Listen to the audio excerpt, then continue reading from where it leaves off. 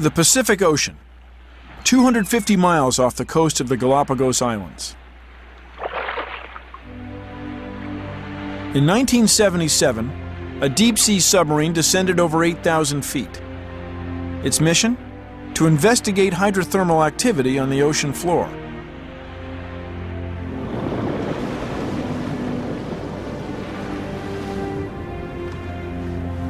Marine explorer Robert Ballard was aboard. He detected a dramatic change in the ocean's temperature.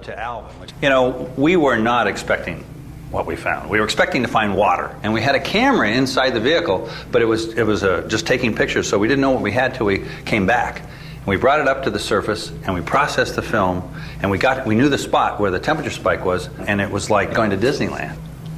Probably one of the biggest biological discoveries ever made on Earth was made that day. Ballard and his team were the first to see it, face to face. Hydrothermal vents. Immense chimney-like structures, several stories high, spewing hot water geysers, black with minerals and nutrients. The temperature around these deep-sea vents was a scorching 760 degrees Fahrenheit. And then an astonishing sight. Life, thriving without sunlight, a biological community never seen before.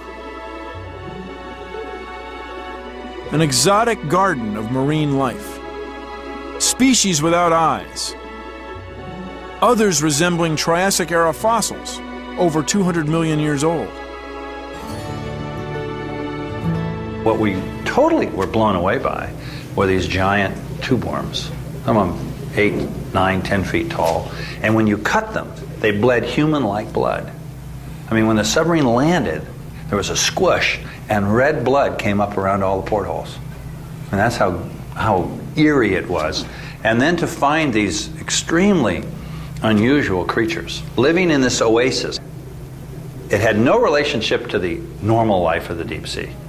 And yet here they were living in this toxic water. But yet these creatures were thriving on it. And then when we dissected, I remember we took one of these clams, and we opened it up in the first place. Whew, as soon as we opened it up, it stunk. It was full of hydrogen sulfide. A horrible smell. Rotten eggs. Yeah. And we opened it up, and then we looked, and it didn't look. It looked like beef. It was red, bright red, and it didn't have an anatomy of a clam. It was like, what happened to the clam? Someone had taken over its body, and that something was a bacterium, a tiny bacterium that had figured out over eons of time how to duplicate photosynthesis in the dark chemically through a process we now call chemosynthesis. And that was the discovery, that there was another life system on Earth that did not go by the book that you and I read, that was not living off the energy of the sun, but was living off the energy of the Earth itself. And that really opens up the ballgame. I'll say. And these bacterium, we now think are the largest mass of living things on Earth.